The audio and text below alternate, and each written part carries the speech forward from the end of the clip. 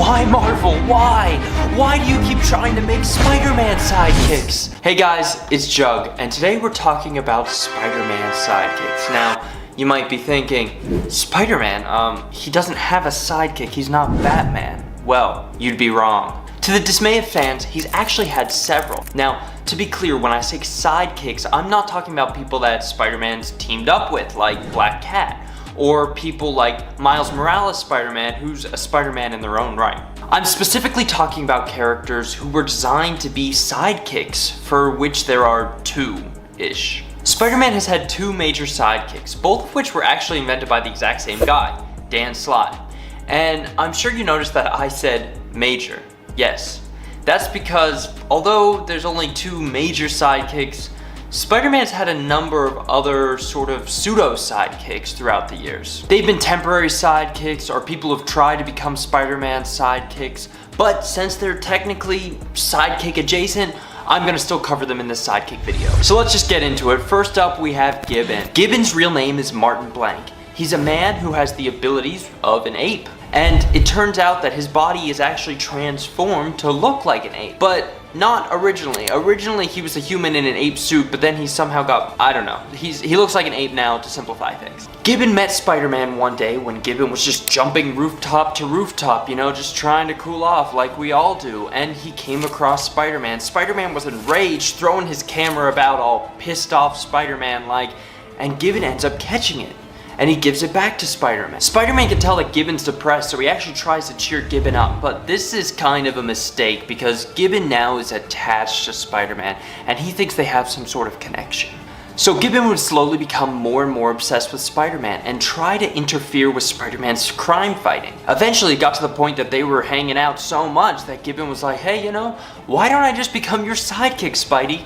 Spider-Man responded by laughing in Gibbon's face, and Gibbon never forgave him. The next pseudo-Spider-Man sidekick is Frogman. Frogman's real name is Eugene Patilio. I don't exactly know if I'm pronouncing that right, but he's the son of a supervillain named Leapfrog. Now, Eugene as a child was bullied because his dad was a terrible supervillain, so all the kids made fun of him, and everyone knew his dad was this Leapfrog guy.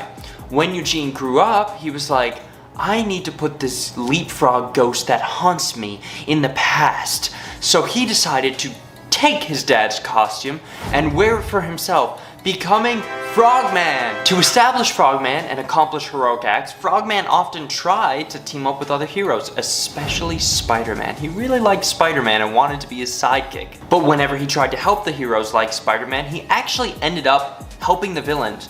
I don't know why, but his actions just always ended up helping the villains. Eventually there was this villain named Toad, and he proclaimed himself as Spider-Man's partner.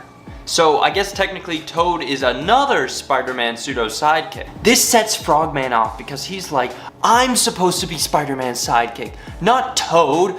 So there ends up being a battle between Toad and Frogman, and actually one more Spider-Man pseudo-sidekick. Fourth Spider-Man sidekick is actually Ollie Osnick, aka Spider-Kid. I'm sure you've never heard of him. Ollie was actually part of a supervillain fan club, and so he built these tentacles like Doc Ock because he idolized Doc Ock. So he went around and did some crimes, minor crimes, as Doc Ock when he was a teenager. Spider-Man catches him, thinks he's Doc Ock. A battle ensues, but Spider-Man realizes that, hey, this isn't Doc Ock, this is just some kid. So he decides to let Ollie go with just a stern talking to. However, his interaction with Spider-Man left a big impression on Ollie, and he ends up changing his Otto Octavius legs to Spidey legs. After which he dons a Halloween costume of Spider-Man and goes out fighting crimes on his own. He ends up getting into so much trouble that every time he starts trying to fight crime, Spider-Man has to save his booty. But before we get into the biggest Spider-Man sidekicks, there are a few others that just deserve mentions.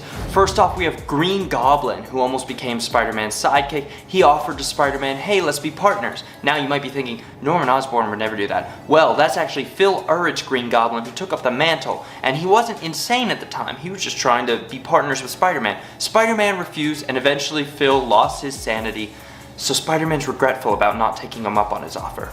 There's also alternate and dream Spider-Man sidekicks like Spider-Bite or other alternate versions like, you know, his kids and stuff. But the two biggest Spider-Man sidekicks would be Alpha and Spider-Boy. Alpha first appeared in Spider-Man's 50th anniversary special. His name was Andrew Maguire, named after Tobey Maguire and Andrew Garfield, the two actors at the time who had played Spider-Man in the movies. Now, Alpha was just a normal kid, actually probably below average with his grades. He wasn't like Peter Parker smart, but he was touring Horizon Labs where Peter worked, and Peter had an exhibit going. During the tour of Horizon Labs, Andy's involved in an accident that gives him the ability to create hyperkinetic form of energy that was tied to the forces of the universe. I wanted to make sure I got that right for you. The ability to create a hyperkinetic form of energy that was tied to The ability to create a hyperkinetic form of energy that was tied to the forces of the universe. There. That's his powers.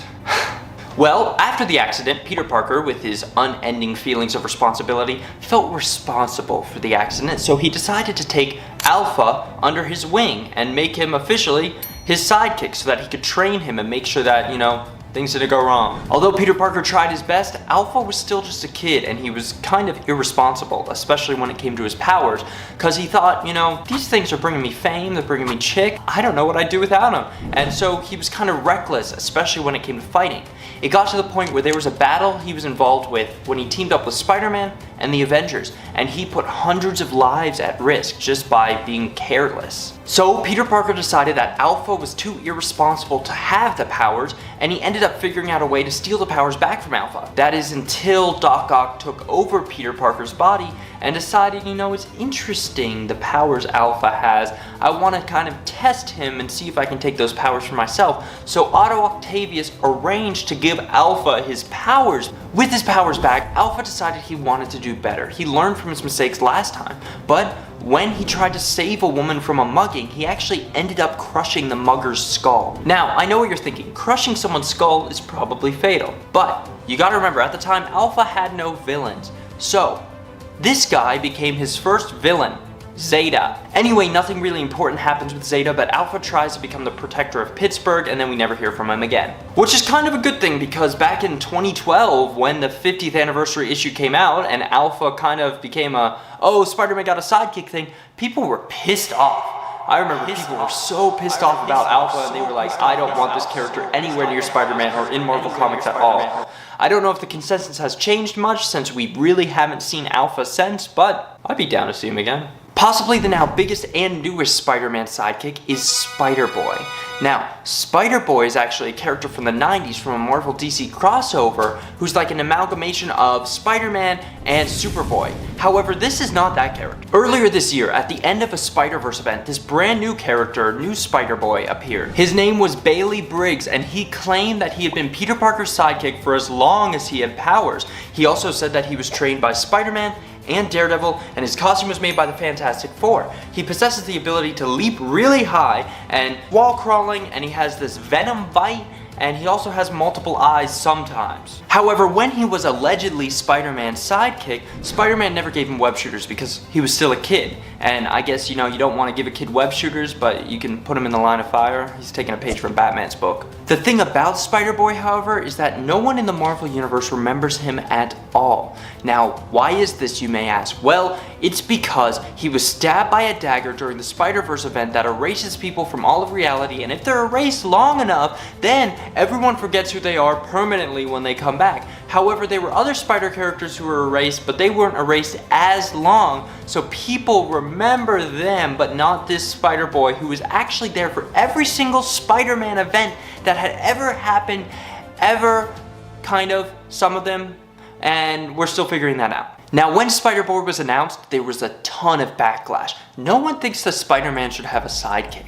But once the issue came out with Spider-Boy, there was a ton more backlash because they were kind of retconning in Spider-Boy to all of Spider-Man's history. So the internet flooded with hundreds of thousands of memes about Spider-Boy in random events. And I mean, it was pretty funny, but people still hate Spider-Boy. However, enough idiots seem to have bought his first appearance and maybe even graded or pre-ordered the first appearance to the point where they are releasing a Spider-Boy solo series, and it looks like Spider-Boy's actually here to stay. I'm gonna be honest, I liked the costume. I liked it when I just heard the characters being announced, but I'm not sure why Marvel just keeps trying the Spider sidekick thing. It doesn't really work. and I don't think it's gonna work this time either. I also don't know why they keep making main Spider-Man characters in the main Marvel universe. They seem to be addicted to oversaturating the market with that. Whatever though, what do you think? Do you think Spider-Man should have a sidekick? Leave your comments below.